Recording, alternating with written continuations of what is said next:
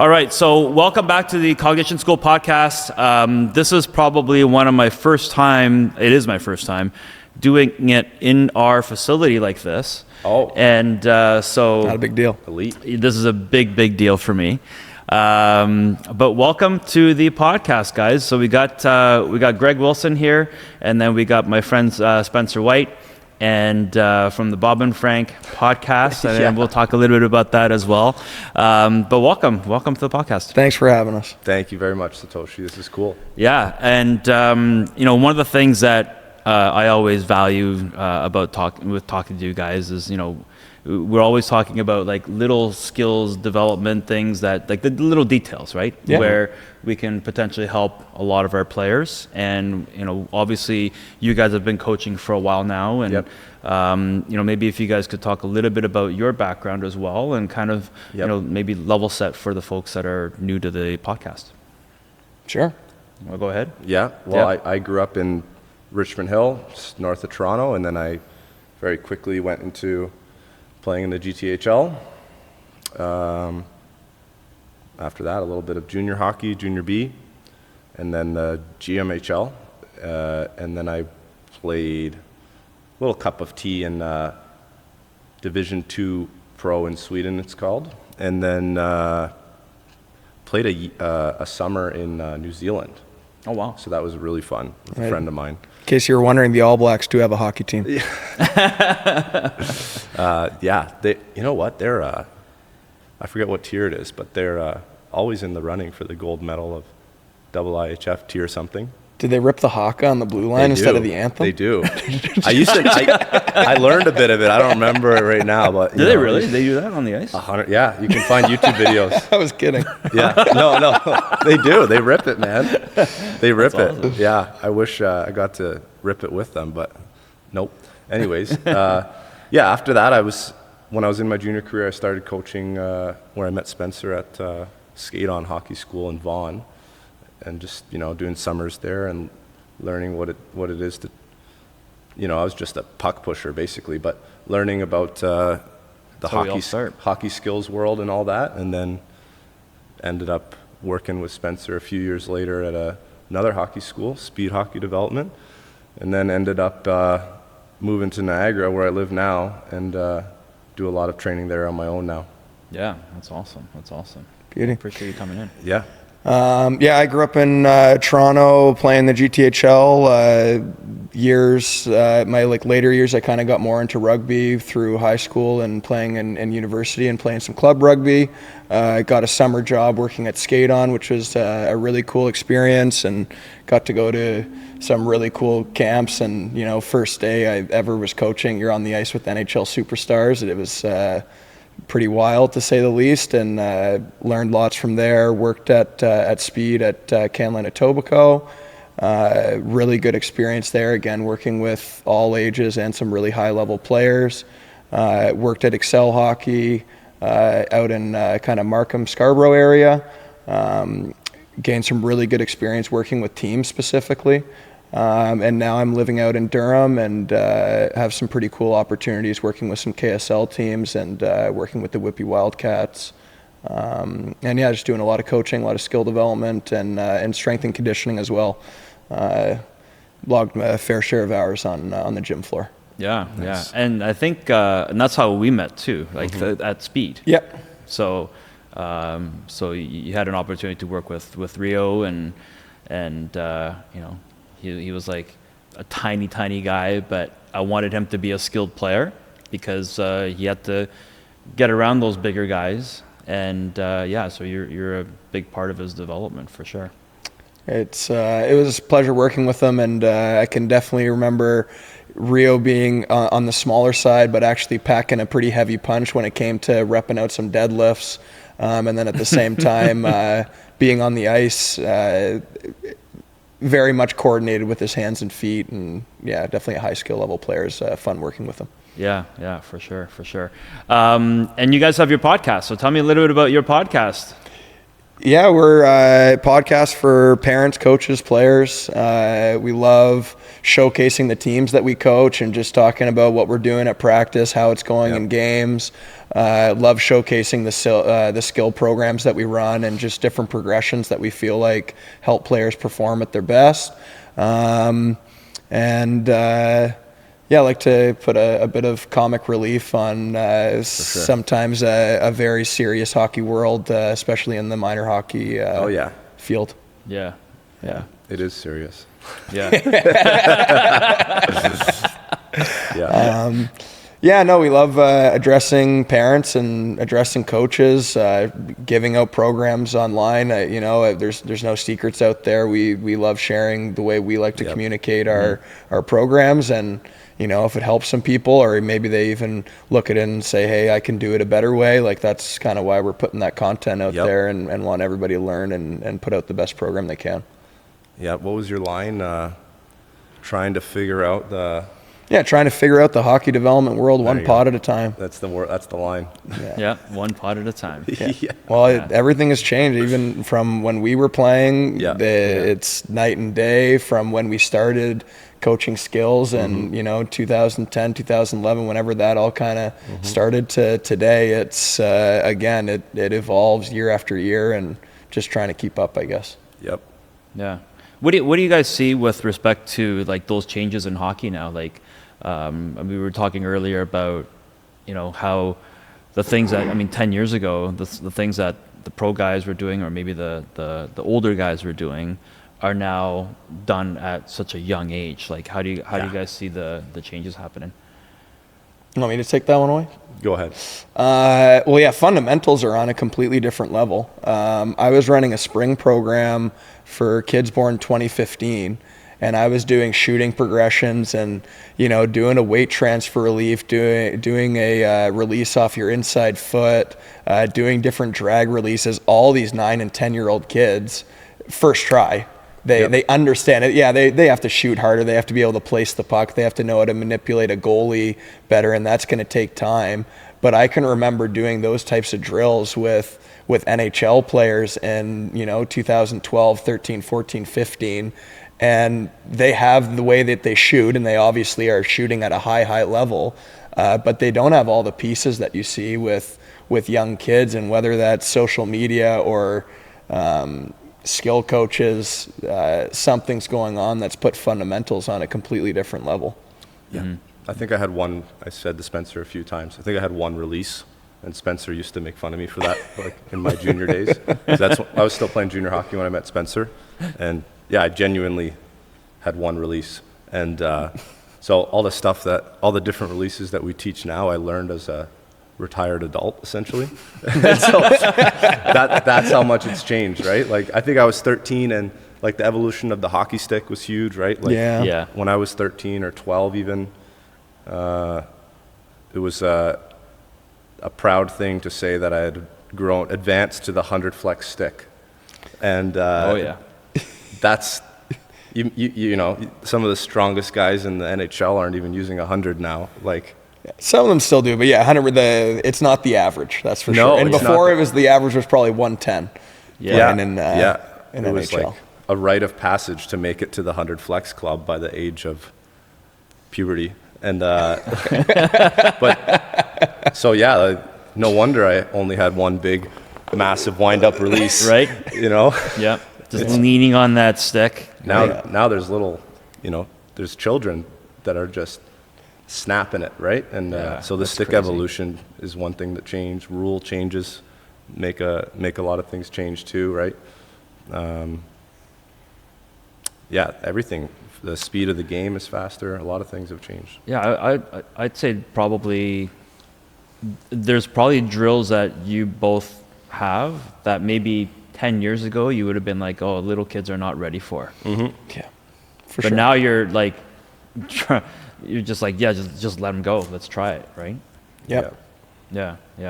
And obviously, like, the training has changed in terms of like the maybe the the technologies that you guys use, or how you use technology as part of your development, and doing even film review like at such a young age? Oh yeah. I don't know if I speak for everybody that kind of went through minor hockey between like 96 and 2010 or whatever it was, but you know, Brady Films wasn't around, posting your highlight reels on No. Instagram. No. We had a parent that did a ton of video for our team, and even just sitting down with the kid for 60 seconds and saying, hey, look, you remember those line rushes we worked on? Hey, look, you just did a great job at that. Hey, defense, we talked about surfing down to the tops of the circles when we're in the O zone. Hey, here's a clip of you doing a great job.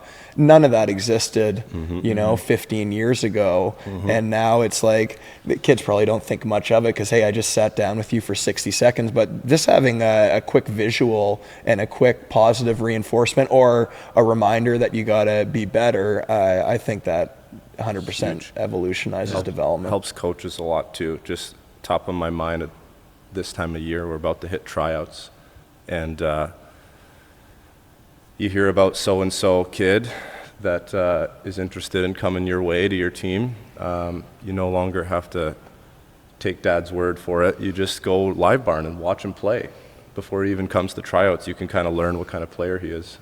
So that's huge change. Yeah, no, technology's coming along, and it's only getting better. Like, I'm sure Live Barn's going to look completely different in 5 years, 10 years from now. It's going to be even better, and better resource for everyone. Yep.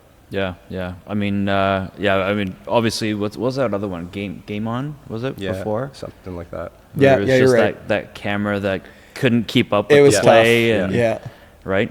So we're being charged like $250 a year or something like I that. remember when Rio was at speed and we were doing video and all the kids were watching Game On, and it's like, I scored here, and it's like, oh, you just had a breakaway out of the screen. Great. Camera's following the pack that's behind you. Yeah. And Yeah. But it's gotten so much better now, and obviously now that you got Brady Films out there doing their thing, and highlighting it and sharing it, and I think the game has gotten more accessible that way, that everybody knows everybody, right? Yeah, so sure. maybe the preconceived notion before, which was, you had to be in the GTHL to get noticed, right? Like, I don't think that's even a valid thing now, right? No. Yeah. But it is good, the GTHL. I think there was 20 something, maybe almost 30 in the draft the other day for the 09s. It's a good number. Yeah. No, they had a ton of top picks. Yeah, and I remember watching the finals, the 09 finals, a few weeks ago now, I guess. OHL Cup or the GTHL championship? GTHL, yeah. Yeah. And one of the parents was telling me that the Titans have iPads on the bench. I heard all about that. Yeah. Right. Yeah. Multiple views and streaming it to the coaches, which is that's National League at U16. Yeah. I'm sure there's going to be more programs like that coming up. I think so too. I mean, it sounds crazy now, right? Yep. But next thing you know, another coach might use it and keep growing the game that way. So, I think it's great that it's getting more analytical. As far as like the kind of going back to the skills side of things, are there things that you're doing now that you probably either couldn't do or didn't do like a few years back? Like, are there certain examples that you guys have that you're doing now? For myself personally, I think I'd say closer to the time when Rio was training with us. A full session would kind of be individual skills, which is fine. Everybody has to get their reps, whether it's shooting, stick handling, skating. But I think just something you do more now is just more decision-making drills. Just managing time and space. Hey, you're a player that gets a lot of reps in this area of the ice. We need repetitions of you making decisions to shoot, pass, or deke off the half wall. We need to work in drills that have rotation, so you have to, figure out where to go off the puck to make a play or get open and become a threat. I'd say like almost every session I do, like at least 40% of it is kind of decision making and just thinking, how do you rotate, how do you make plays, as opposed to spending the whole time just working on your puck skills, skating and shooting. I think that's probably the biggest difference for me. Mm-hmm. Did we go forward and back? Because before there was pretty much no skills training at all at some point, right? Yeah, that's a good point. Yeah. So pretty much everything was some sort of, I imagine, a 2-on-1 drill or the battle drill or a 5-on-5 drill or whatever. That would be your practice. Yeah, and I think the mindset before is that you kind of figured all the kids are doing their chip the puck in the corner battle drill, they're doing their 3-on-2s, they're doing their angling drills, and it's like, okay, well, I'm just going to work on their surfing and pivot skating patterning. I'm not actually going to do the angling.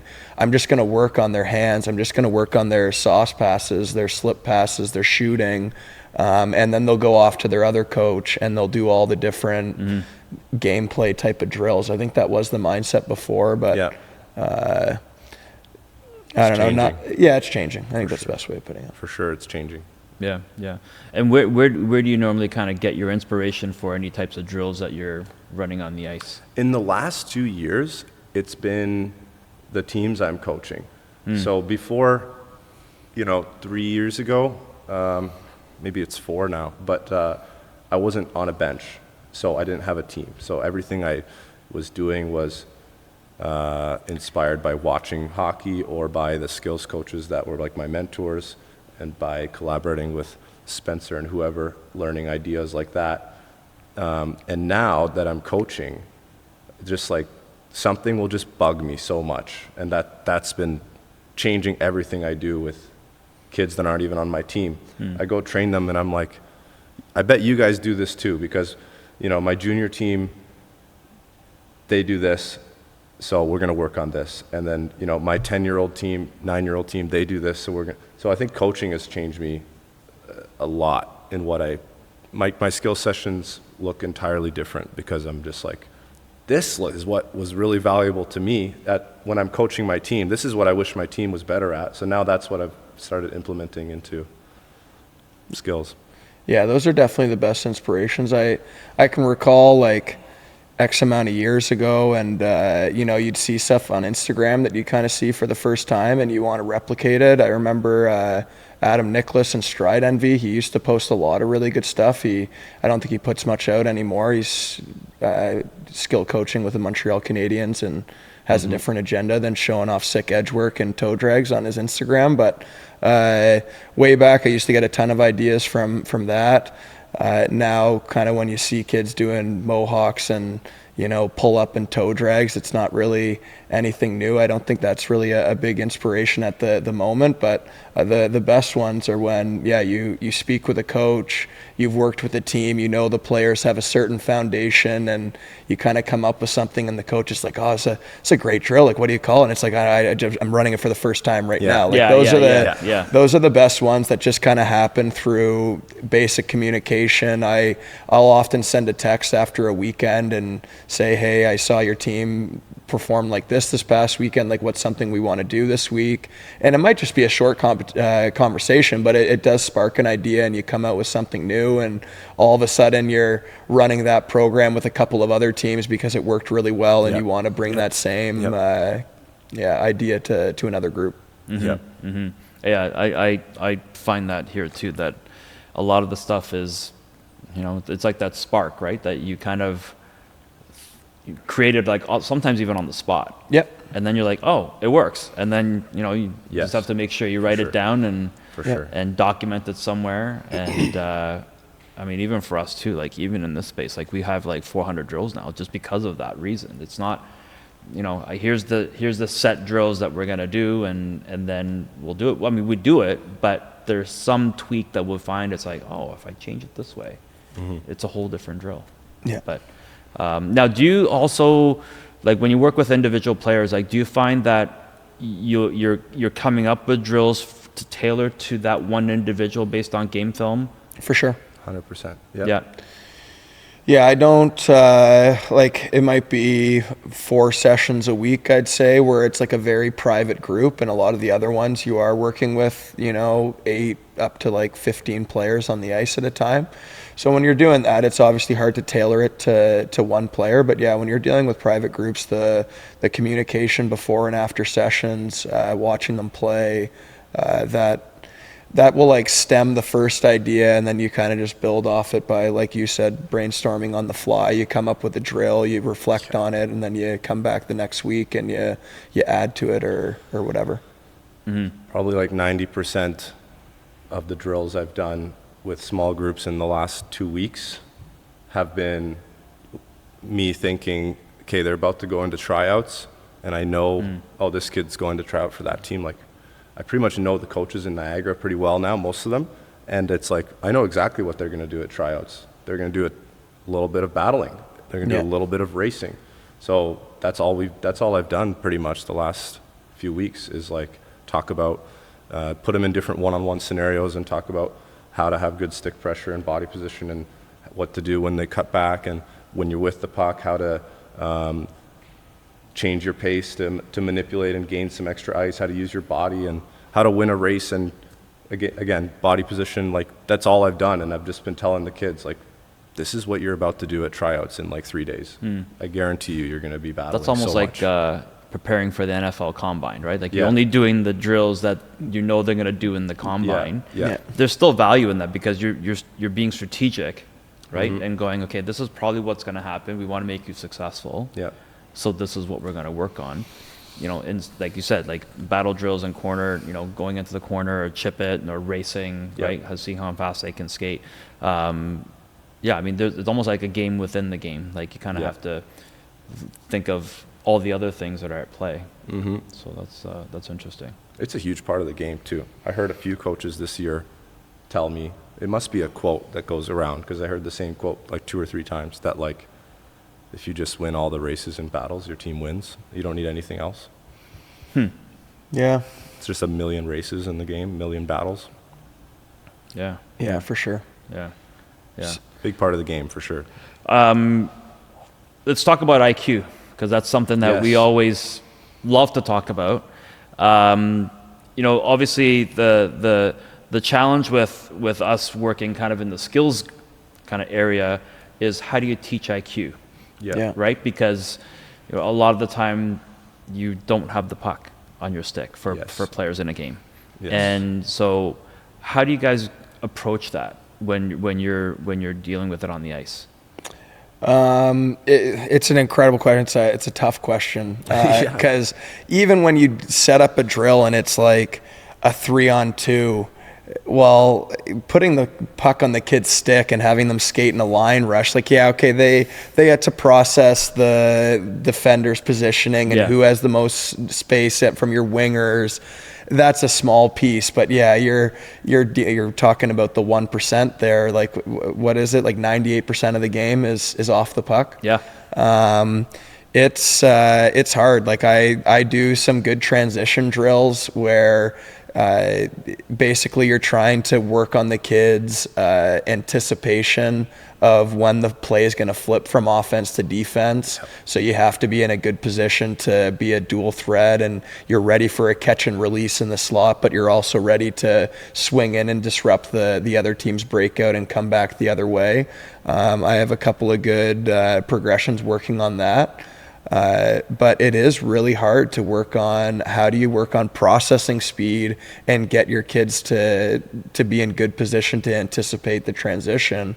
There's a ton of small area games that I think you're working on quick puck touches and quick decisions with the puck, and that's IQ. But again, when you're talking about the puck being on your stick, you're only talking about the 1% of your game that you're making those decisions. And what about the other 98%?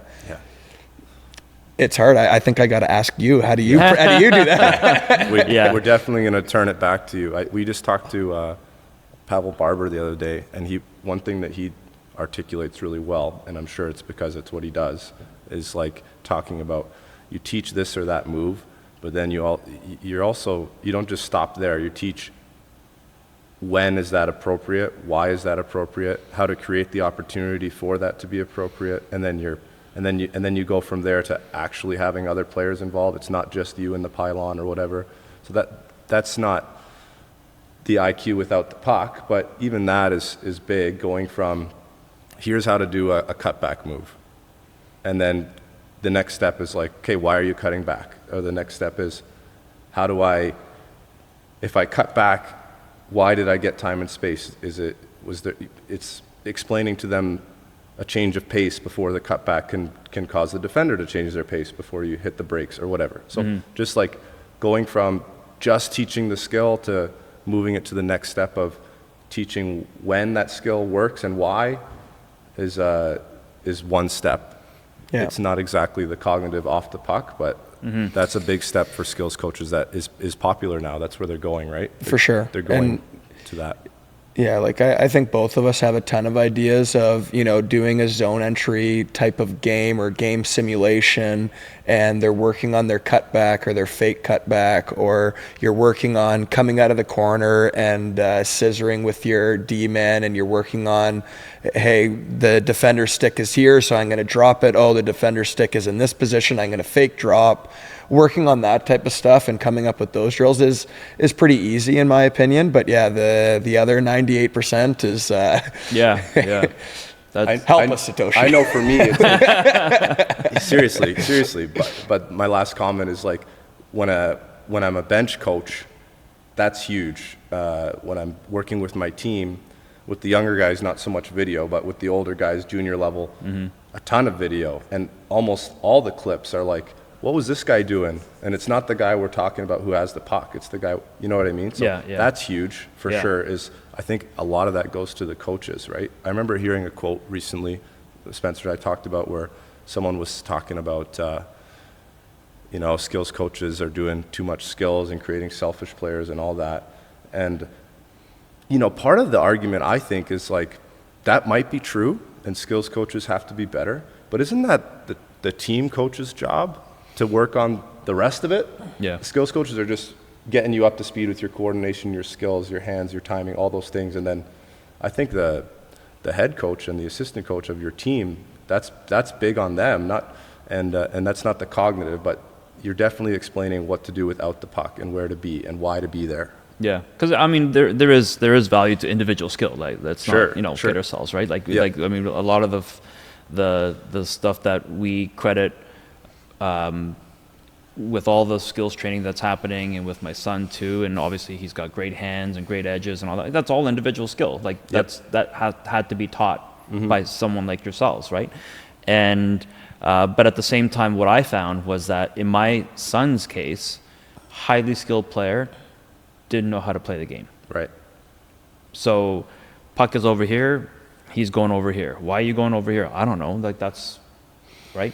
So there's this gap I find between, okay, he's really good at driving the car really fast, but just doesn't know how to take the right corners and the apex and right, like all those little details that I wish someone taught him. Right, while he's developing a skill, when do you use the skill? Where should you be based on where you are? Yep. But again, I've done skills too where it's hard. It's hard to come up with a drill where you don't have the puck, right? I mean, we were talking earlier, right? Like, just hang around here in the neutral zone and don't do anything with the puck. See you next week. What parent wants to pay and even for that, to do a drill where it's like, a D-man has the puck and you're anticipating and they pass and you sprint to the new guy. Like, that's just one decision. Like, it's the processing speed off the puck is such a massive, big picture skill to have. I don't know. I think a big way of developing that is, as we were talking about how every sport they're, one and the same. It's you're managing your time and space. You have to get into a formation that you're in good position defensively and a threat offensively. I think having your brain problem solve, lacrosse, basketball, soccer, rugby, baseball, we've talked about how much it trains your eyes. All that stuff will play into you being able to process in your favorite sport. Yeah, I used to play volleyball when I was in high school, and I was that guy like in the back court, like diving everywhere, and you know, a hit comes in, and then you gotta you know, like literally like jump for it or anticipate where that ball's gonna be hit. No one taught it to me, but it was just one of those things where, oh, he's up in the air in this angle, his hand is over here, I think he's gonna hit it in this direction. But obviously at the higher level, you know, they learn to do misdirection, right? Yeah. But because of volleyball, for me, like I probably could block shots better than anyone in hockey, right? Yeah. Yep. Because I learned to read the play, and I mean, maybe it's just the kids today that they're just so focused on the hockey that they just don't have time for these, like any other sport. Yeah. Let alone these kids think that they all have to, maybe not kids, more parents, I think. They feel that they have to, you know, every sport that they do has to translate back to hockey. And if it doesn't, then they don't do it. Or if the kid feels that they're not going to be good enough in that other sport, then they won't even try it, right? Yeah. And I know some of those kids here where I'm like, hey, do you play any other sports? No, because I suck at this. Like, we have a basketball court here, and sure enough, like, you know, every hockey player sucks at basketball, but that's fine, right? Like, you want them to make mistakes. I mean, maybe the whole concept of making mistakes is the consequences becoming a lot bigger. I don't know for these kids. I don't know what you guys think about that. Yeah, I think that if you're going to take away, let's say, 30 soccer games and substitute it with 30 individual skill sessions for your specialized sport, you might see a little bit of an uptick in your fundamentals in comparison to the kids that didn't do that, didn't play another sport. But I think the long run of processing speed and IQ, that's going to be the difference maker when you're trying to make it at the highest level. Skills are like a prerequisite, right? Yeah. If you can skate, you can make the team. And if you, doesn't mean you make the team, but everyone can skate at the level you're trying to get to. Everyone can stick handle, everyone can shoot, right? So it's, you get to that. That's what common topic is, like young players who have such a big advantage at 8, 9, 10 years old, 11 years old, 12 years old even, where they're just fundamentally faster, physically stronger, whatever it is, and they just go end to end and end to end and score goals and all that stuff. But yeah, one day everyone catches up to that level that they're at the young age, and then it's something else that separates people, right? So there we go. No, I agree there. And even there is the possibility, like, I'll just like kind of speak for myself, but you run a bunch of skill sessions, and skill sessions kind of reward certain aspects of the game. Whereas if you get thrown into a basketball game now, you're really just going to be rewarded for, did you move the ball well? Did you defend well? Did you know, it's more of a team aspect, which is ultimately the goal. I think that you can't miss out on that. You can't miss out on that just because you're racing to your 10,000 hours of fundamentals at a young age, because at the end of the day, 16, 17, 18-year-olds, anybody who's been dedicated to their craft is going to reach that. If you reach it when you're 10, 11, 12 years old, it doesn't really put you in a huge advantage when you're down the line. I definitely find that too. Like, you know, whether you're in the East Coast or the AHL or the NHL, like, the gap is huge, right? Like, it's but they all can skate, they can all shoot, they can all do the individual skill. But I think what makes the difference is, you know, are they at the right place at the right time? Can they get there fast enough? And can they make that play after that? I think, coming back to your question about, you know, about hockey IQ as well, like, when we have our basketball sessions here, we're always talking about when you do have the ball in your hands, for the most part, you've got more than one attacker coming at you. Right? So basketball is like hockey 5-on-5. And when you have two people attacking you, that means there's somebody else that's open. So the skill that then you need to evade those two that's on you, that's individual skill. But then the person that doesn't have the ball, that's an opportunity for them to get into open areas. And I think, I mean, if I was to simplify it to the most, basic fundamentals of IQ is like what can you do when your teammate is being attacked by more than one player? Because if there is more than one, then that means someone's free. If it's man-to-man coverage and nobody else is covering any other person, then it's a one-on-one the whole time. Yeah. So Drew is one of my basketball coaches here, and he just opened my eyes that it's really just more than one player on you. And then getting into that open area. So that, I mean, if you look at a power play, it's the same thing. It's get the other team out of position. Yeah. So then, whether you're on the flank or a bumper or whatever the case may be, right? That's where the open opportunity is. For sure. You got to figure out how to draw 2-3 defenders in and find someone else who's now in a 2-on-1, and then they can showcase their individual skills because they have the time and space for it. Yeah. I've seen a whole bunch of basketball plays where, if you watch Steph Curry and how he's always kind of hanging around the 3-point line there, and I don't pretend to be a basketball expert in it at all, but what I see is when the ball starts to go towards the baseline, right, like, down low, that's when Curry just loves it. He just loves to kind of go, kind of be in that high area where that ball's going to go from the baseline back up to the 3-point line where Curry is. Yeah. And it's obviously like very much like hockey. They do, for the most part, it's man-to-man coverage.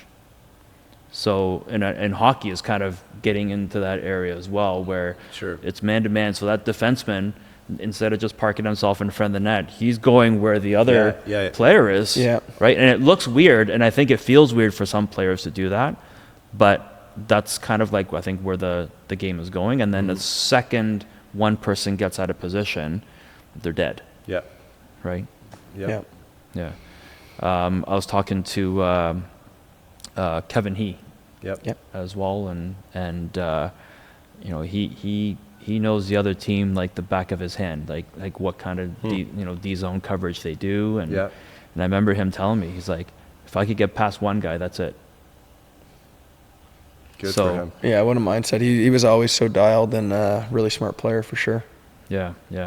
As far as again, like, I mean, from an IQ point of view, are there certain things that you guys are doing, like as a coach, to work on IQ, and how are you guys doing that? Well, like Spencer said, you're always, when you talk about the structure of the system, you're always talking about, we want to be here, and you're explaining why, because you're in a good offensive position and you're in a good position if it goes the other way around, right? Yep. So a lot of the systems, if you're explaining why, the kids are kind of learning the IQ of it, I guess you could say.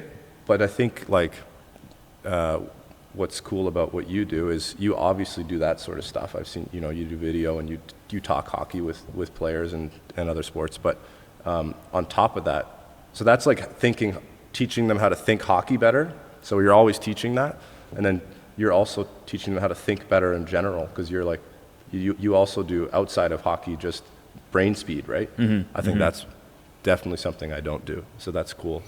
Yeah. I want to hear about that. No, that's next level. Working with my team, a lot of 5-on-0 patterning, and also having kids that have done it for a couple of years in a row.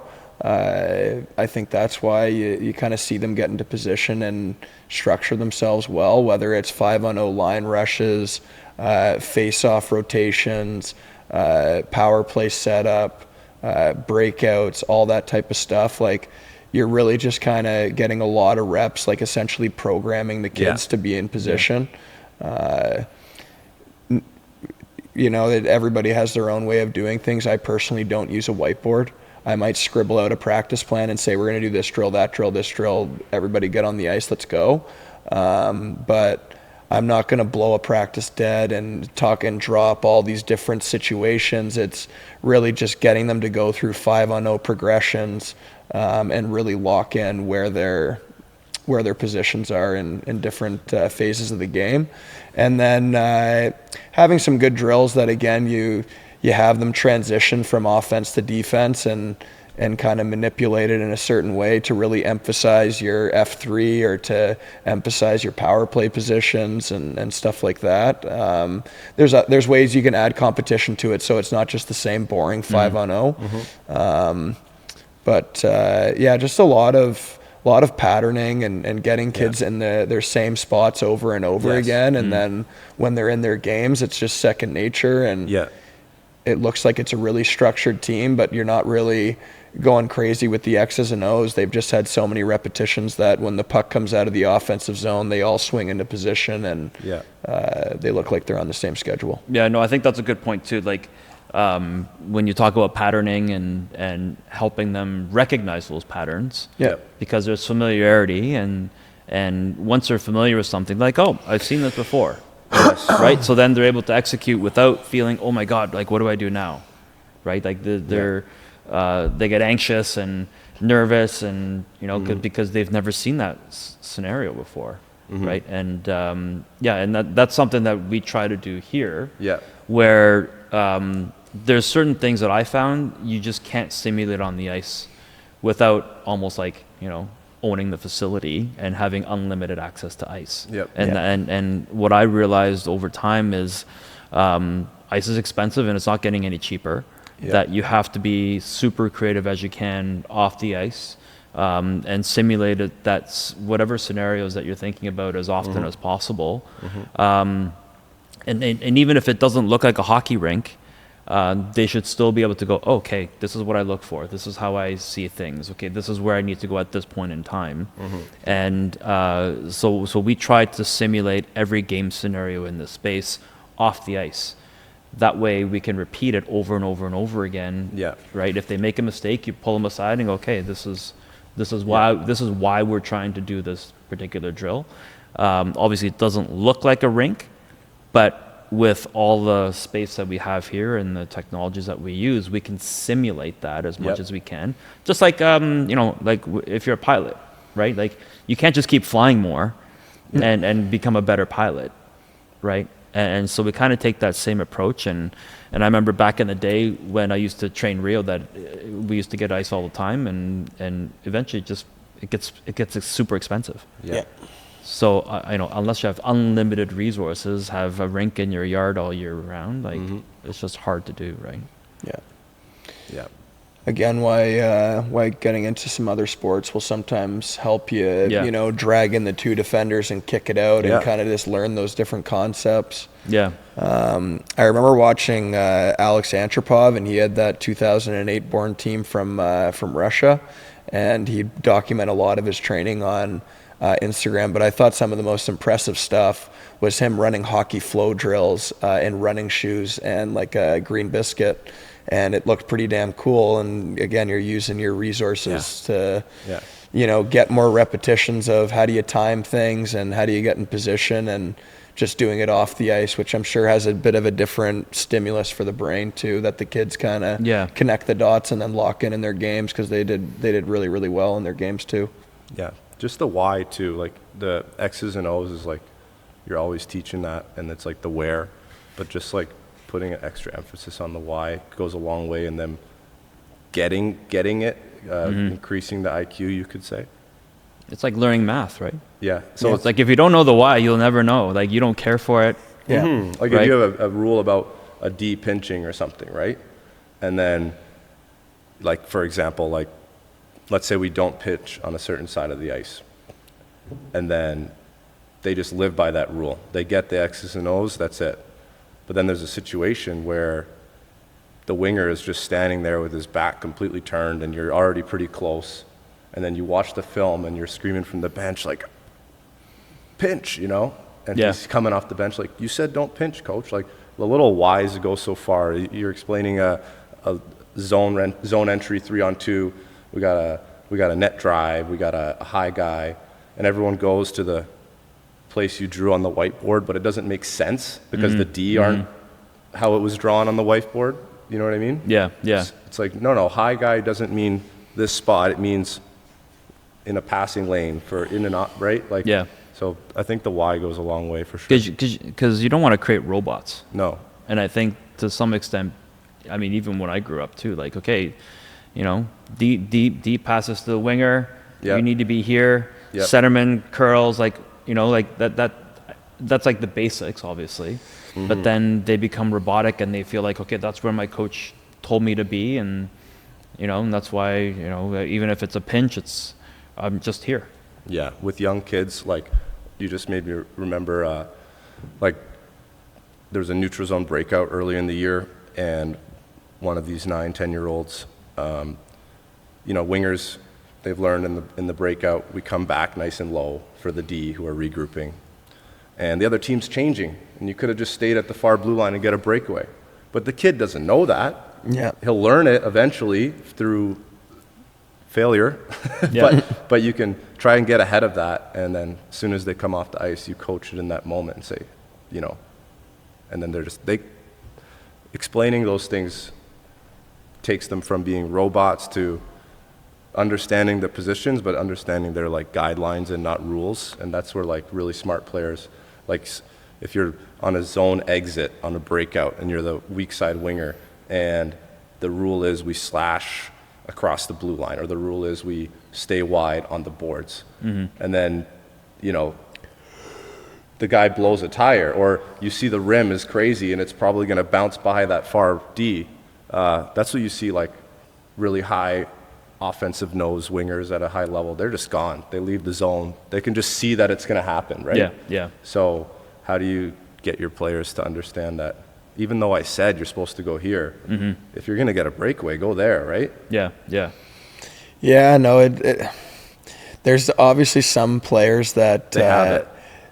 They have it and they're able to play positionless, and they understand that, you know, you play within the rules, but sometimes you are going to break them. And then there are other players that are just whatever it is, like a first child syndrome, and they follow the rules to the T, and they have to go into this position, and God forbid they go anywhere else. Yeah. No, it's tricky to get everybody on that same level. I Yeah. don't know if it means like you got to play more 3-on-3 and 4-on-4 and have them, Less you know, structure. identify, less structure, and identify the rotations. And, you know, this player jumped in the play, I got to cover. This guy moved to this swing, so I got to swing in like this. It's, it takes a lot of reps to be able to Now, be able to do both. Are there certain, so, I mean, you touched on it just now, like, are there kids that you clearly know that they get it? Yeah. For sure.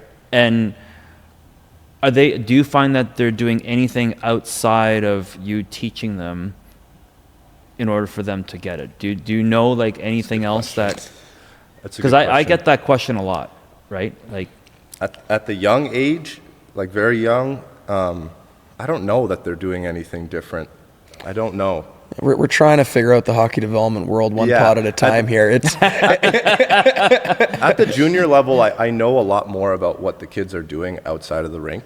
yeah, I'm like, okay, this guy plays soccer all summer, and this, you know, or this guy goes to this school and he's a super nerd, or this guy is like on his third year of grade 10. You know, I kind of have a better, closer communication and relationship because they're older. Yeah. And they tell me about their life. And so you see things like this one player has really deceptive, like looking at absolutely nobody, but knows that the defender doesn't know that no one's there and makes a pass this way. And I'm like, I know that he's a soccer player. And I'm like, I start thinking, man, soccer's a good sport. That must be why he's got those ideas or skills. And then there's other people who, I think the multi-sport thing is huge. Maybe sometimes I see really dumb plays by players who only play hockey, which doesn't make sense. Yeah, when you it's say it out loud, but don't you think you've seen that too? for sure. Like you see it both ways, and I always ask players and parents, like, "Oh, like I noticed your kid's really strong in this area. Like, is there anything else you've been doing? Hey, your kid's an incredible backward skater. Was there anything that you did in their younger years to get him so well balanced when he's gripping the ice with backward edges?" There's no set formula. No. You know, I wish there was a set formula that Yeah. it's like, yeah, you just got to go through these phases from ages 5 to 8 and from 8 to 12 and 12 to 16 and boom, you're a first rounder. I would agree that, you know, the kids that are athletes, the kids that you can throw them into any sport, they're going to have good instincts on the ice. Always? It's not a set formula. It's not a set It's formula. not a set formula for sure. But there's a trend. Yeah, there's a trend. There's a higher percentage, I'd say. But Yeah. it does, I don't know the formula, but it does exist. I do think from experience that you see a couple players who, we were talking about like the offensive nose to like kind of be following the rules and all of a sudden sense that it would be a good idea to break the rules. Yeah. Yeah. Kids get a lot of breakaways, man. They just see it coming or whatever, right? Yeah, Or they yeah. yeah. It's interesting you say that because you're right. I don't think there is a formula, but like when you see the kids like, you know, skating or Cheat at the right time or whatever. yeah, like you know, I'm thinking about guys like Ty Nelson, right? Like he's an 04, right, defenseman. You know, same age as Rio, so we got to know him really well. Yeah. I once took him to a basketball game. I had the box seats at the Raptors game, and so I said, okay, I'm going to invite, you know, a couple of Rio's friends, and so he invited Ty, and you know, he great hockey player, you know, sick shot, everything, right? He's like the tank right now. He plays in the A, but back then he comes in full Raptors gear, top to bottom, right? Like hat, you know, he's got the shirt, everything. And you wouldn't even know that he's a hockey player, right? He was like hardcore. So he comes in, and we have the box. So it's like unlimited food, unlimited drinks, popcorn, ice cream, you name it. And we had like 12 kids in the box. All the kids were like on the ice cream and pizzas and wings and everything else. The only kid that didn't even touch any of that was Ty. Huh. And I have a picture of him where he's literally hanging onto the railing in the box, and he's just like this the entire game. And I said, and I'd go up to him, I'm like, Ty, like, do you want anything to eat? No. Do you want popcorn? No. Do you want a drink? No. Do you want ice cream? No. No to everything. Just like was intently watching this game. Yeah. And I remember seeing that, and I'm like, this kid's gonna go somewhere. Yeah. Like he was obsessed with the sport. It's not hockey, obviously. Yeah. Totally different sport. And you know, basketball's a little bit more of a entertainment. Like, you know, Sure. people are jumping around Yeah. and singing. DJ. And, you know, it's Yeah. a little bit different than hockey. It's a party. But it's that obsessiveness that I noticed in him that made me go, I think this kid's going to go somewhere. Huh. Yeah. And I think that's the same for, you know, most of these kids that are, you know, kind of getting to that next level, especially at the NHL level. Like, they're all obsessed. Yeah. They're not just casual guys, you know, that make it. They're obsessed about every little detail, That's a good point. right? Yeah. No. Almost to a fault too, because they're so obsessed on one thing, it's hard to teach them something new because this is my routine. This is what works for me. I'm not changing it. Right? Yeah. Yeah, I think that obsession really comes through in the teenage years for sure. Like you can, I don't know how old Ty was when he went with Rio there, and you might see kids at a tournament, for example, and you watch them watch other games, and they're watching with a certain level of intention and compared to others. But we were talking about fundamentals are going to level off at some point where everyone can skate, everyone can rip a puck. But yeah, I think those details are that mindset of just through and through being obsessed. That's going to kind of set you apart and have you have success at the highest level. Yeah. Big difference maker. Yeah. I mean, we have kids that love hockey. They love playing. but the obsession level is not there.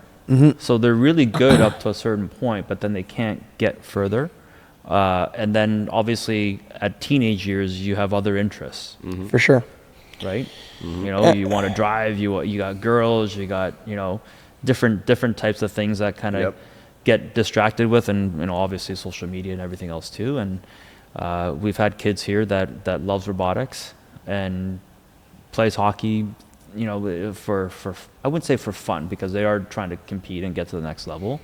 But I know in my heart of hearts that this kid's going to be a rocket scientist. Right. Right. And sometimes I'll tell the parents that, and sometimes they don't want to hear it, because they think, okay, well, I invested so much money and time into your hockey, therefore you should be a hockey player, pro somewhere, and, you know, forget this rocket scientist stuff, right? Yeah, and I think how players kind of react to failures, whether it's being cut from a team or not putting up as many points as the year before, you know, somebody who's obsessed is just going to keep grinding away and do everything that they can to either make the team or have more success the following year. And then somebody whose interest level is 8 out of 10 instead of 11 out of 10, that kid will experience some failure, and then they're going to take up another hobby because it's like, well, you know, this was fun, but now it's not as fun anymore, and I'm going to move on to something else. And again, that obsession kind of can pull you through or can hold you back depending where you're at. Yeah. Let's talk about something that's kind of on my mind too. Let's talk about the parents that you guys come across. Let's do it. What are you guys seeing? I mean, obviously, you're coaching a 2015 team. Yep. Right. So how old are they now? So they're turning 10? They're 10. Yeah. They're turning 10. What do you see, kind of, you know, with some of the intention of parents and what they're trying to put their kid through? It's probably harder to notice when you're behind the bench. I'd say the parent group that we had was I think I was very lucky that there isn't any screaming from the stands. There isn't, nice. You know, keep the feet moving at the glass or anything like that. It's we had a really, really good parent group. I was at a tournament this past weekend, and it was my son's playing U7 elite division. Not a big deal, but no, I'm watching. I'm watching in between games, and I'm standing amongst a bunch of parents, and you know, I hope to goodness that my parents aren't saying these types of things, or, you know, getting kicked out. I saw a buddy get kicked out of a game barking at a referee. I see parents pretty much overreacting to every 3-second phase of the game. That's pretty tough to watch, to be honest. And again, I'm behind the bench. I don't really have a full gauge as to what's going on, but I'd actually like to think that the parent group with the 2015s are full support, and I'm lucky to have them. But yeah, just being around the rinks, it's tough to see how much they want to be in control of something that's completely away from them. I don't know. The game is too fast to be able to try to make a decision for your kid from the top row there. It's I don't know. Maybe that's just my opinion, but I don't think there's any value in that. And at the same time, like, there's going to come a point where you absolutely cannot have any say from the stands during the game. I'd love to know what the right age group is that you stop coaching from the stands. I just think that you just don't do it ever. Yeah, but that's my opinion. I don't know. How about your parent group? Awesome parent group. There's definitely a contrast between, for example, parents who want to take the summer off and do something else away from the rink. And then there's some parents who seem to just train all year long. So what does that mean? I don't know. Is that just the kid, or is that the parent? I don't know. But yeah, it's kind of a mixed bag of parents. They have different philosophies on what hockey means at this age, and it's working. Whether you're taking the summer off or not, these kids are great hockey players. So it seems to be working, and you know, they're good group of parents, so I can't really say that they're everyone's heard crazy parent stories, right? Yeah. Yeah, Oh yeah. it's- Yeah. Yeah. So it's Yeah. intense, right? Like I think that's the fear is like, even when you're recruiting players for a team, if you hear something about a crazy parent, it kind of makes you second think of, do I want to recruit this player? Yeah. And that's at every age. That's at like, It is. that's Yeah. at the OHL draft. If they hear you got a crazy parent, that could change your draft position, or if you get drafted at all. And that's at U7.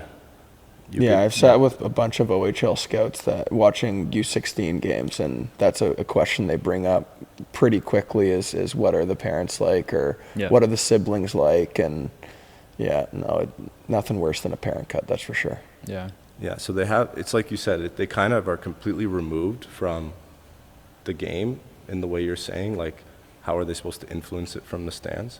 Yeah. But at the same time, the same breath, you could influence it negatively pretty quickly for your child. Yeah. If you you're to this or to that, right? Mm-hmm.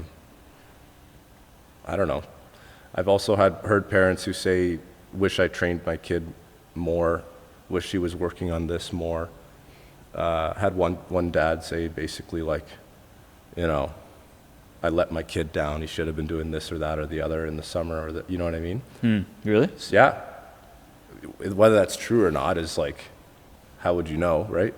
Because as we know, there's no formula to make it to the next level in terms of summer training or not. So Yeah. Yeah. Speaking of crazy parents too, like I've talked to a lot of parents, and when you talk to them outside of the rink, they're like good people, oh yeah, like really good people. And then And then the puck drops. the puck drops. Holy smokes, their veins are coming out here, like popping. I'm like, oh man, I need to stay away from these people, right? Like it's, yeah. I mean, and it's surprising because I could be in business meetings with these people, and I've done some business with some of these parents in the past, but man, when that puck drops, it's like a whole different person. Different animal. Whole different animal. Hockey's a heck of a drug, I tell you. Yeah. Just does something to the emotions, just stirs them right up. Yeah, and I was watching something the other day that the less parents know or that they've played. Oh, sorry, no, it was the other way.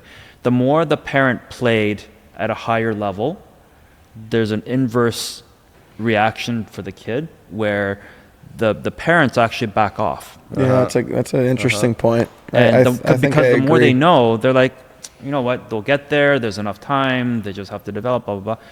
And so they just kind of, I mean, obviously they're taking them to the hockey schools that the kid wants to go to, but they're hands off. But the more that you didn't play at that higher level, the more you think you got to do this and you got to be more involved. I don't know if you guys agree with that. Yeah, no, that's interesting. I bet you that's a true trend. That if you played at a really high level, you understand that the kid is going through the process, and you hand signaling or barking during a game or giving big time critical feedback in between every single game probably isn't going to help them perform. I'm sure they kind of have a bit of a mindset of you got to trust your coach, and he's going to tell you, and he's not going to tell you certain things because you don't need to hear it all the time.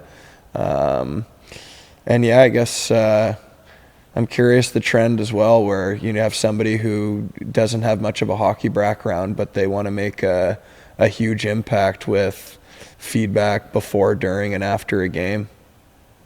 Yeah. The kid is like, I always, if someone asks me about, should I do this or that, does the kid want to? Then yeah, go for it. So I think that's a big factor. I know like my brother quit hockey probably around 14 or something. And I think my dad was pretty intense, but it didn't bother me. I think it probably bothered my brother. So there's an example, right? Like different kids react differently. So yeah, my parents knew nothing about hockey. I mean, we were immigrants from Japan that weren't even supposed to be here. My dad was an expat, so you know we were all supposed to go back to Japan. I came here for my dad's work. So as he threw me into hockey, he would just leave me at the rink, and then he'd drive off and grab a coffee or whatever. Go play golf with Jack Nicklaus. Yeah, I heard there was a rumor on Instagram going around that he beat Jack Nicklaus. Yes. So Oh, I've been waiting for this question. yeah, no, that was like, I don't know. Back then, I loved playing golf, but I didn't know the extent of what that meant at all, dude. Like, I just showed up. My dad's like, "Hey, do you want a caddy?" Sure. And then the tournament pays you $20. They give it to you in a little envelope. Yeah. They give the caddy $20. So I'm like, I'm happy, right? Yeah. I'm so happy. And they have a lottery system at the Canadian Open. So there's a Pro-Am tournament, and my dad played in it every year. And so he's played with like really big names back then, which again, I didn't know, right? I'm just a caddy. Yeah. So, Bruce Litsky, Corey Pavin, Mark Calcavecchia, and then I think it was his last year that he was playing, and they drew first in the lottery. Nice. And Nicholas was one of those guys, and so. Holy smokes. Yeah. So you're just watching. I'm literally on the course. I'm literally on the punching course over. with his son, right? I think he was junior or whatever. Jack Junior. yeah. And there's like a crowd of people. Yeah. And the poor guy that my dad played with, I think he was like an executive with like CP Air, right? And Canadian Pacific, I don't know if you remember. And the poor guy, he like did like a banana hook on the first shot because he was so nervous, and he literally hit somebody in the stands. He's cooked for the day.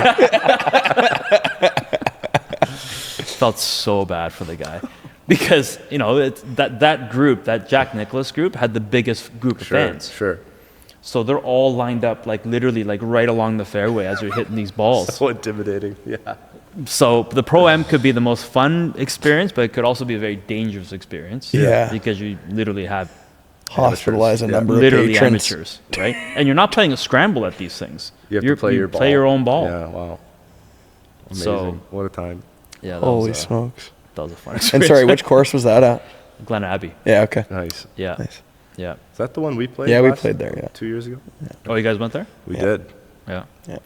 How was your golf game? Good. Yeah. Yeah. We love golf. Yeah. Yeah. Did you guys watch Masters? Oh yeah. Yeah. Yeah, no, I was, I had the TV on for probably 7 hours there on Sunday. Yeah. I was calling my dad for updates throughout the weekend because I know he was just parked watching the whole thing. Yeah, no, it was a great tournament this year. Oh yeah, that was Yeah. awesome. Hopefully all the big dogs can come back together and make that more of a regular thing because it's a much better event when you got best on best. Sure. Yeah. I really feel like with the whole Live and PGA, it's like, you're watching an NHL game in February or whatever. It's obviously a great product, but when you see what happened at Four Nations, it's a complete different tier of Yeah. hockey. Yeah, and awesome. what the golf was this weekend, it was a different tier of golf. And Yeah. Mm-hmm. It's funny Fun because when I grew up, nobody played golf, right? It was like for old people. Mm-hmm. But now, like, a lot of the younger guys are getting into it, and I think it's great. Yeah. Yeah. Like, it's, I mean, I think the Masters is one of those things that, again, it's for old people to kind of watch like 7 hours or whatever it is. But we had it on here all day, and we loved it. It's entertaining. Yeah. Yeah, but it's also like that pressure, right? Like that, Sure. The last couple holes where, he was 14 under, right? McIlroy was under 14 under, and then all of a sudden, like, he puts it in the water. And It's crazy. It's exciting. but it's like the up and down of Yeah. anybody, any Yeah. hockey player even, right? Mhm. Like, you're having a great game, and all of a sudden, like, things change. yeah. Right? Like dealing with that emotional roller coaster on the course, which I think is way bigger in golf than it is in hockey. Obviously, hockey, you got to manage your emotions and, be even keel, all those cliches. But in golf, whose quote was it, Greg, that, when you've got it, it's like you're never going to hit a bad shot ever again. And then when you lose it, it's like that you can't comprehend in your head how you're ever going to hit a good shot I don't again. know, but yeah. And yeah, like you're in the lead and you put one in the water and the next tee shot, you hook your drive. And is there any, like, you work with golfers here? Yep, I do. Like, is there anything in here that, you know, that can work on managing your emotions like that, to try to stay present, to try to stay focused on the task at hand? So you know what's funny about that? So one of our golfers here plays NCAA D1, University of Wisconsin. Nice. Right? So grew up in Ontario, right? Played golf here, really great golfer. And I think he came as a referral from one of our hockey players. And when he first came in here, he said, Satoshi, do not treat me like do not treat me like a golfer. I want you to train me like you train your hockey players. Yeah. I said, really? So yeah. He goes, yeah. He goes, I need to be under pressure, like more pressure than I go through in my golf.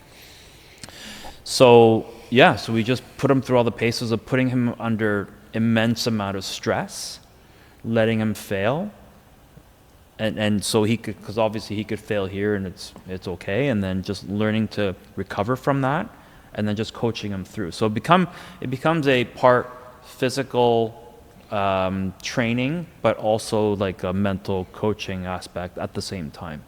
And so everything we do for him, I just try to, you know, I would pepper him with like, you know, balls at 130 miles an hour. Go on. Right? So What, is he dodging them, catching them, or? he's doing all sorts of stuff, dodging, catching, I love it. right? Because you don't experience that in golf. Yeah. And so that you know, the amount of, you know, anxiety and the nervousness that he would see like in a game is probably very similar. And we try to put him through those paces here, and that's what we do. So Cool. instead of, you know, in his case, like he's not doing shoulder checks and all that other stuff, so we don't touch on those. Mm-hmm. But anything that puts him under pressure more than the game, and that's what we try to do here. We try to train them faster than the game. So in your game, it feels like, oh, I've seen this before. It feels slower to them, and that's how we accomplish what we do. Where if you practice at slower than the game, then in your game, it'll always be faster than what you've done. So the anxiety level kind of increases a little bit. But with golf, yeah, I didn't change really too much with what we did. Because I think whether you're driving a car, playing soccer, you know, golf, whatever, I think the emotions are very similar, right? Like the anxiety is the same. Like your heart rate goes up, and you know, maybe you got that dry mouth because you're a little bit nervous or whatever. It's all the same. Yeah. Right. We just don't see it in hockey as much. But you know, whether you play tennis or pickleball, I know we talked about that too. I think the emotions are the same, and I think this is where the mental coaching versus what we do kind of come together, where we're more tactical. Like, you know, we're getting into working with like first responders and the police force. Wow. Because same thing, and making rapid decisions, learning to do it under stress, at speed. And hopefully you make the right decision. You're not going to shoot, you know, a civilian. I think it's the same types of pressures. Yeah. But we can easily translate that. Really cool. Yeah. Big time. Yeah. Anything else that you wanted to kind of bring up from a hockey perspective? And The number one thing was Jack Nicklaus. Nicklaus was number one. we wanted to get that out. That was just too tasty. Had to get that out. Yeah, no, I think just again, when we're trying to bring our, like, I would tell any parent that's coming to train with us, like, yeah, we work on fundamentals and we love working on hockey IQ. Yep. But it's one thing to work on, you know, zone entry progressions, half wall progressions, learning how to angle and position your stick. Like, that is IQ. But yeah, just kind of what's the best way to get kids to process the game at such a high speed that they're going to be a difference maker at a high level, or at a when they get to the older years. What do you recommend for kids like, like a 2015, like young kids, right? 10, 11 years old, like to do when they're not with you or when they're not in the rink? What do you recommend them to do? I'd recommend other sports, and I'd recommend 3-on-3. 3-on-3. I think 3-on-3, like, okay, if you're a stay-at-home defenseman, your brain is clearly not processing the opportunities to jump up the ice. But if you're playing 3-on-3, sometimes you have to rush down the ice. Yep. And there's clearly no other option, so you kind of pick up those reads. And at the same time, if you're, let's say, a cheating forward that always cheats the game to the offensive side of the puck, well, if you're playing 3-on-3 and you want to win a semifinal and a final and a 3-on-3 tourney, you're going to have to rotate back into defensive position to, make an impact on the game. And I think that's kind of processing speed that will translate into your hockey game. And at the same time, like, making give and goes in a basketball game or soccer game, lacrosse. I think that's a really good way to develop your processing speed. Yeah. And any, well, you mentioned lacrosse and 3-on-3s. Any other sports that you'd recommend? I think all of like baseball doesn't have the same like give and go tactic or drawing defenders in and kicking it into open space.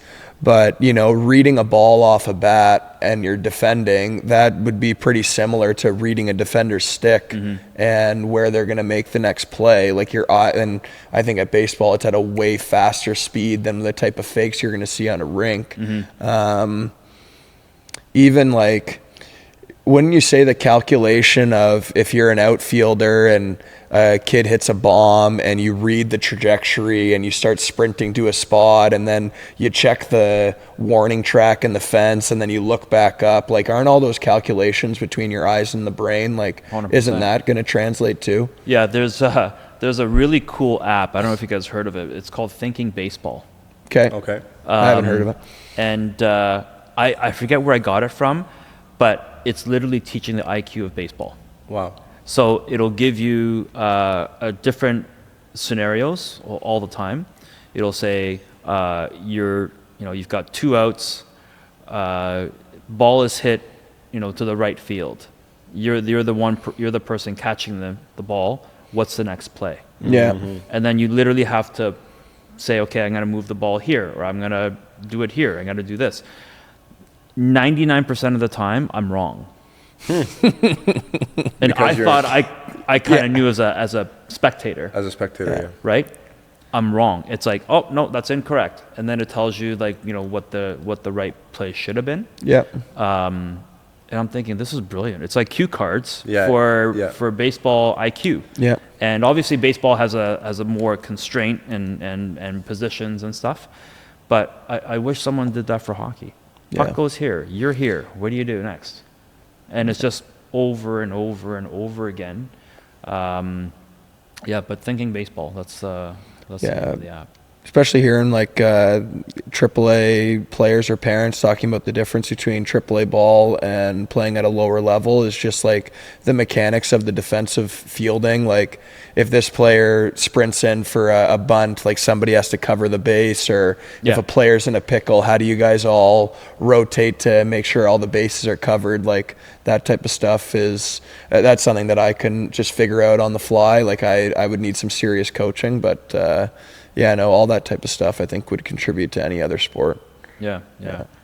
Just have to get the ReactForge app to cover all the...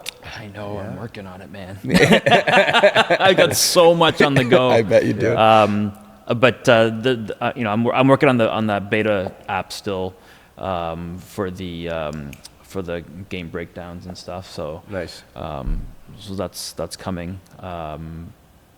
But yeah, anything else for you from a advice point of view? That's the answer that I always say is sports. And if you're going to stay on the ice in the summer, 3-on-3 is fantastic. Yeah. Like full ice? Full ice, yeah. Full ice 3-on-3 for every reason that he mentioned. It's just going to cause you to have a lot more touches, a lot more passes.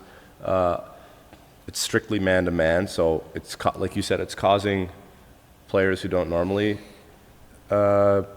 need to play defense or normally contribute defensively. It's like a must now, right? And then, yeah, like you said, defensive players, they have to contribute offensively now all of a sudden. So 3-on-3 is great. I actually do it a lot with junior team. Yeah, so for me, especially during COVID, right, we didn't have access to ice, and we were, like rollerblading and doing all sorts of different stuff that now I look back and I'm like, I'm glad I did that for Rio back then, because we didn't have ice and it cost us nothing. And I think parents and kids, for the most part, they don't want to do stuff outside now because it's not structured, it's not fun, it's they want to be with their buddies, and whereas like for us, like we had no choice, like we had to rollerblade and make the best out of it. Like, is there anything kind of off ice you guys would recommend that they do as we're getting into the off season? Not that I have, but recently Spencer and I were talking about different ideas with your especially team. for the young kids, right? Like obviously they're not in a gym or working out. But yeah, like just take them to a soccer field, take a hockey team to a soccer field and have them play. We were talking about that, how it'd be great for bonding, but how it could also be great for development to just have them go play something else. Yeah, I think taking your team and playing other sports, it's essentially the very high level gym class, and there's a lot of benefits to that. In terms of like off ice training, that's kind of more specific to hockey.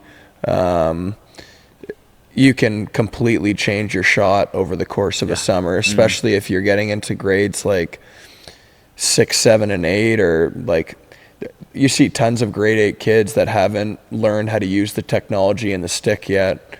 I think that if you practice on a daily basis for 8 weeks, your shot will be night and day. That's something you can definitely work on in the off season at home. It's free. Well, like you're not paying a per session rate or anything like that.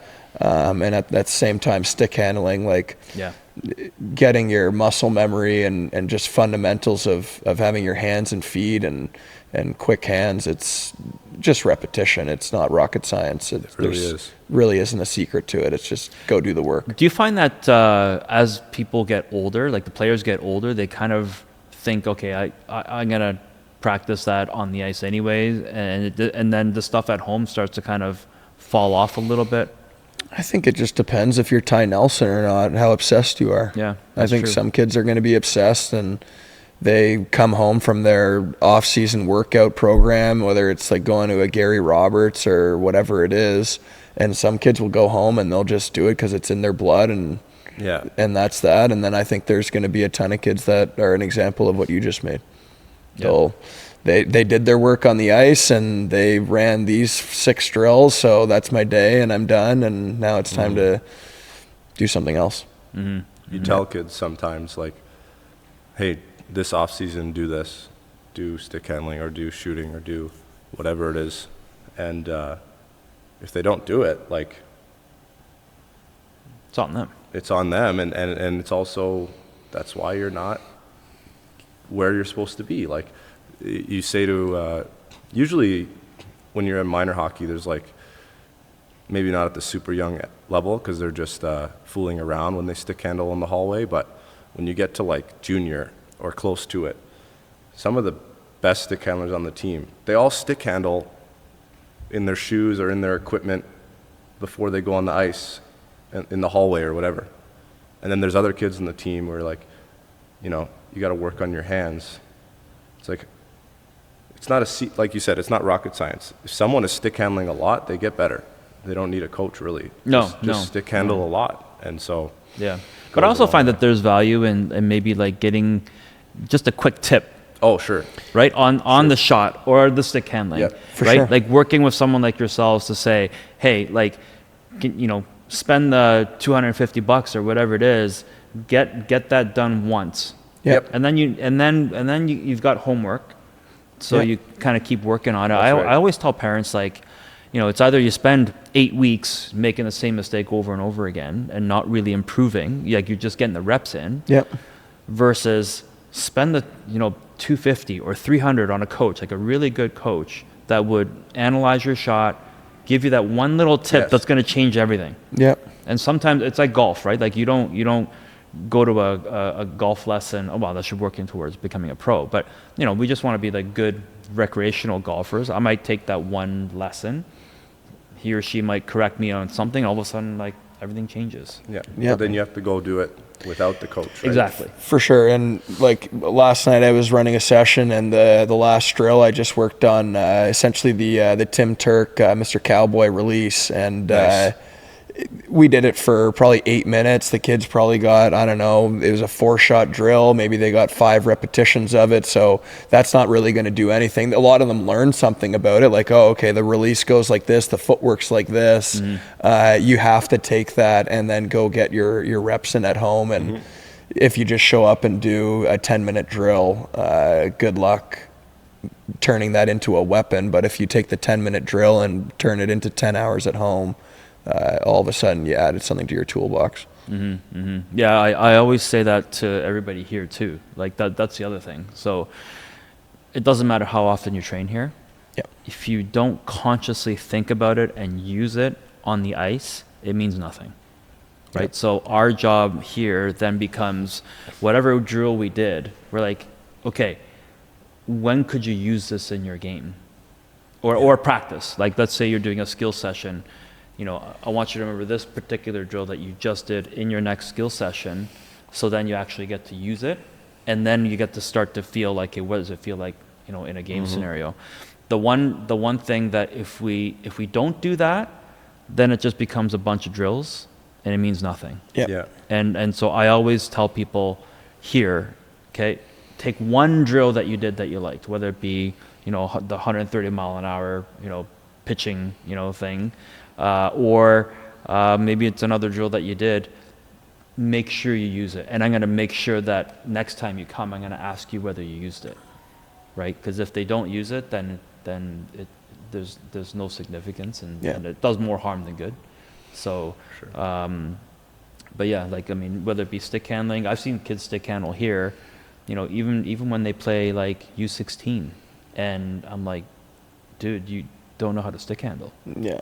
Right. It's why the puck is always bobbling, because your backhand, you're always kind of going underneath the puck, and of course it's going to do one of these. Yeah. And then it's like, oh, I didn't notice that. But you just need that one Little tip, yeah. coach that can recognize that. Yep. Number one, and then number two, go, okay, well, if you changed it this way, and then keep doing that after you leave here, then it'll likely work. Right? Yeah. Watching hockey is something we didn't mention that we definitely tell people, right? Yeah. So what do you tell them when they're watching the game? First of all, I just tell them to watch it, number one. Yeah. And then second of all, the classic is like watch someone who plays your position, right? Yeah. The whole time, not just when they have the puck, right? Yeah. And then, yeah, that's kind of the two things that I say. Yeah. Yeah, I like the line of like watching if your favorite player is somebody that's your position, to watch them very closely, watch them shift in, shift out. A lot of the time I'll bring up like how many, I don't know what you want to call it, but like a break-even shift or kill the clock type of shift, where you watch elite players and sometimes they go out and the phases that they just went through in their shift, it's very simple. It's irrelevant to the final result of the game, but they're building up to one of those game-breaking shifts, whether it's McDavid rush or a power play sequence, and not, especially when you're working with players that are 9 and 10 years old. Sometimes they're kind of thinking like every single shift they're going to go and have a highlight reel moment, but you got to bide your time, you got to plant seeds, and then when the moment comes, you're ready, and watching your favorite player can kind of help you get perspective on that. I think probably the most washed player in the last, say, 4 weeks was probably Ovi. Yeah. Right? Where people actually paid attention to where he is on the ice and when is he going to score, right?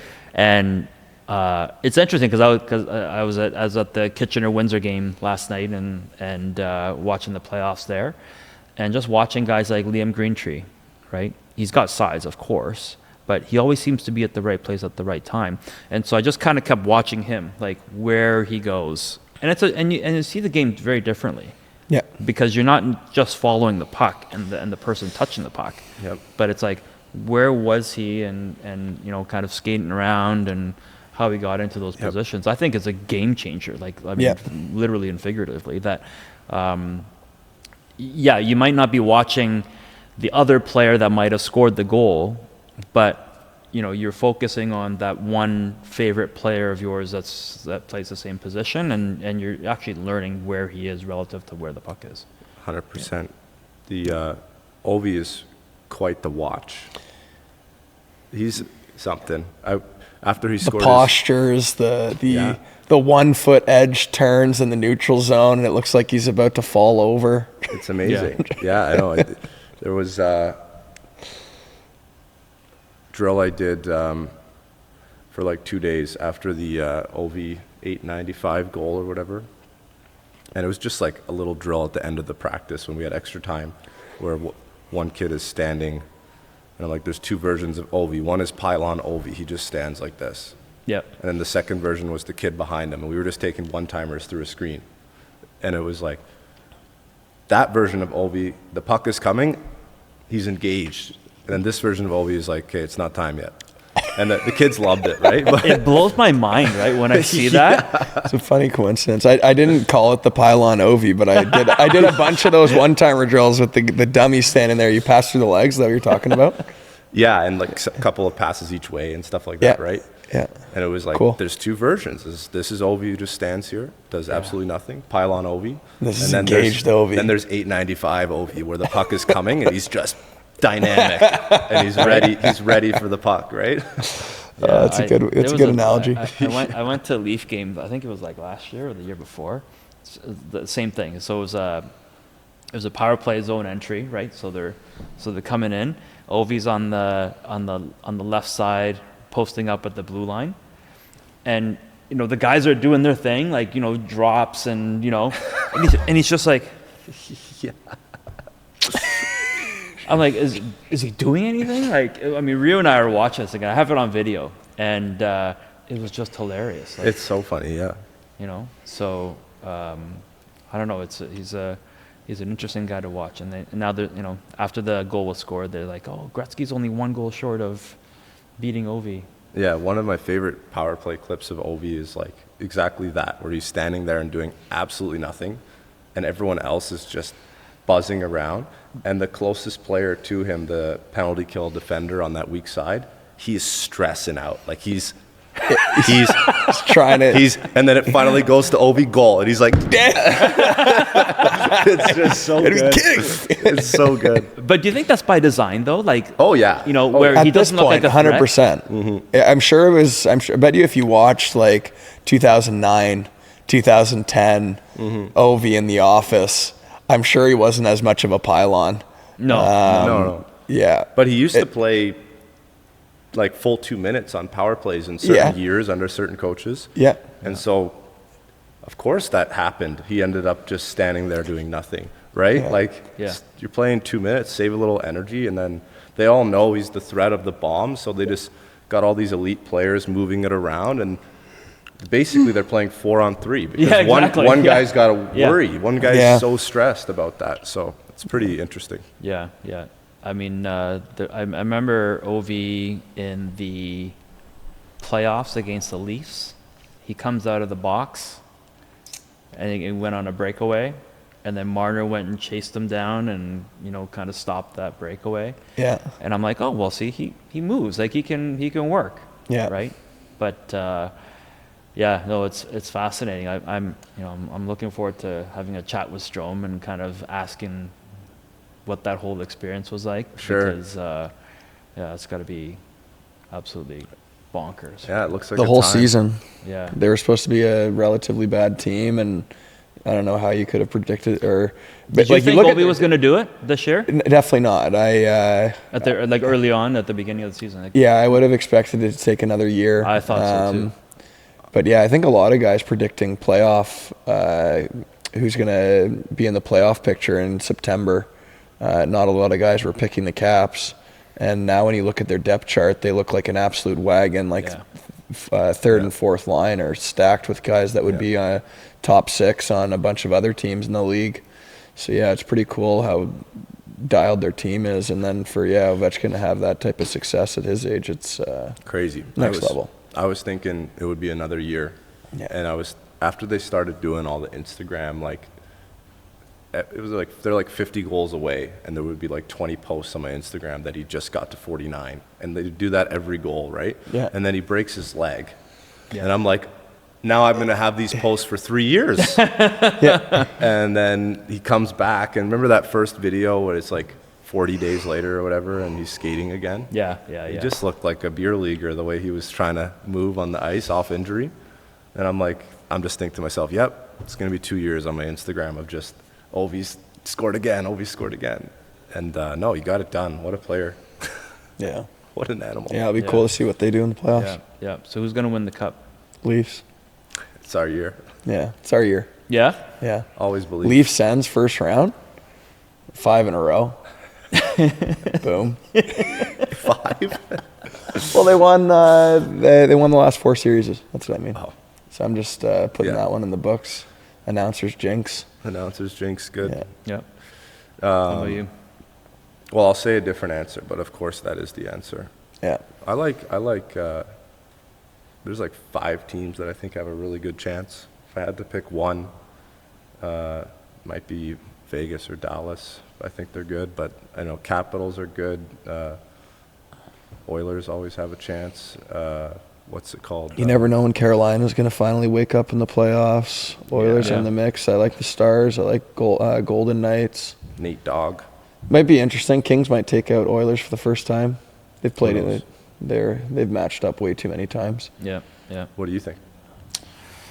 I don't know. I kind of like Florida too. That's the other one I forgot. Florida. Yeah. I They look hate to really say good. it, They look really good. But despite all the changes that they went through, from I think last they year have to too this many year. changes to come together and dial it in for 7-game series. Yeah. Yeah, it's just me personally. But it's almost like every team that is playoff bound, they play to get into the playoffs, obviously. Yeah. But once they're in, it's like a whole different team. So For sure. Yeah, that's what I love about it. It's like the teams that you kind of didn't expect, all of a sudden they go, oh my God, they're a whole different team, right? Like maybe the Carolina, who knows? Right? Yeah. Mm-hmm. That would be good. Awesome. Cool. Well, I appreciate you guys coming in. Yeah. I know it's far for both of you guys to come here. Always good to come down here. Yeah, I truly appreciate you guys coming in today. Thank you, Satoshi. We enjoyed it. I know we've awesome. it's awesome to be here, and we have spent a lot of time working on fundamentals, I'd say, and honored to work with your son, but to kind of hear your insight and learn more about hockey IQ and just developing cognition. It's the new wave, man. There's a lot of new waves, but this is a big one. Yeah, I mean, obviously, like with your help too, like I'd love to kind of pick your brain and see what you guys see. Obviously, being on the bench and you guys are kind of that at the root level of where the players are developing and how they're developing. So, I only know what I saw with my own kid and a couple of the other guys that are here. But no, I mean, we're always like an open book when it comes to collaborating and improving it. Yep. So you guys are doing a great job, and it's awesome. All the people that you're connected with and sharing ideas, and like you said, it's an open door here. It's pretty awesome. No, really happy to be here. Appreciate all the time. Thanks, Satoshi. And where can people find you? I know you got the Bobn'Frank. Yeah, you can be one of our first listeners on Bobn'Frank Hockey Podcast. They're probably listening to you right now, man. And find us on YouTube, find us on Spotify, find us on Instagram, and appreciate the follow. Yeah, that's it. Awesome. Well, we'll wrap up the episode here, and thanks again for joining, and we'll look forward to the next episode of the Cognition School. Thanks a lot.